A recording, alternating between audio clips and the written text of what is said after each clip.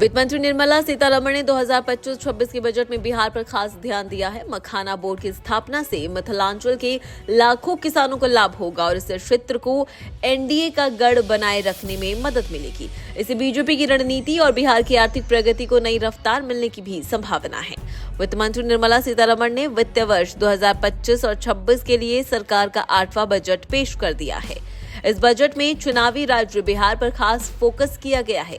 बिहार में लगभग 9 महीने के बाद चुनाव होने वाले हैं। इस बात के पहले से संकेत मिल रहे थे कि सरकार विधानसभा चुनाव को देखते हुए बिहार के लिए खास ऐलान कर सकती है।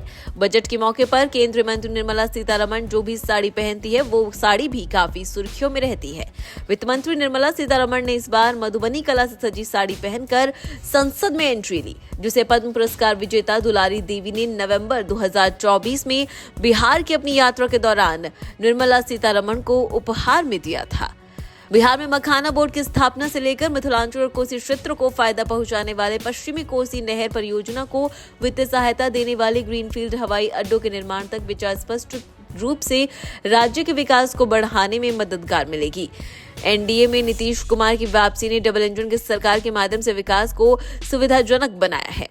बिहार में मखाना बोर्ड के गठन के ऐलान से इस साल के आखिरी में होने वाले विधानसभा चुनावों में मिथिलांचल और सीमांचल क्षेत्रों की 243 विधानसभा सीटों में से कम 30% पर चुनावी प्रभाव पड़ने की उम्मीद है।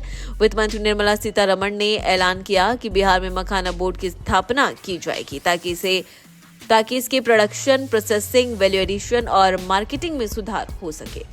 वित्त मंत्री ने कहा कि बिहार में मखाना बोर्ड की स्थापना का मतलब होगा कि इन गतिविधियों में लगे लोगों को किसान उत्पादक संगठनों में संगठित किया जाएगा।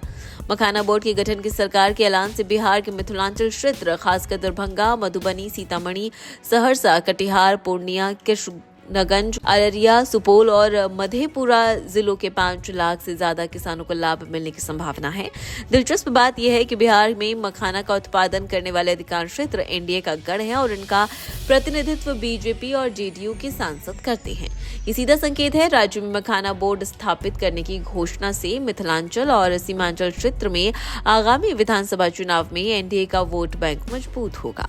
मखाना, जिसे मिथिला मखाना के नाम से भी जाना जाता है, उसको 2022 में भौगोलिक संकेत जीआई टैग मिला और भारत के कुल मखाने की 80% बिहार में पैदावार होती है। राज्य का मिथिलांचल क्षेत्र मखाना की खेती के लिए काफी प्रसिद्ध है। बिहार के 243 विधानसभा क्षेत्रों में से लगभग 72 मिथिलांचल और सीमांचल क्षेत्रों में आते हैं, जो मखाने की खेती का केंद्र है। इसलिए इस क्षेत्र के लोगों की आर्थिक उन्नति पर ध्यान केंद्रित किया जा रहा है, खासकर उन लोगों के लिए जो मखाना की खेती के व्यवसाय में हैं और इस तरह राज्य में चुनाव होने पर चुनावी लाभ भी उठा सकते हैं। वित्त मंत्री के ऐलान से एनडीए को कितना फायदा होगा ये तो तभी पता चलेगा जब नीतीश कुमार की अगुवाई में बीजेपी विधानसभा चुनाव के लिए ग्राउंड पर उतरेगा। फिलहाल इस खबर में इतना ही। इस तरीके की तमाम और खबरों को जानने के लिए बने रहिए भारत एक्सप्रेस डिजिटल।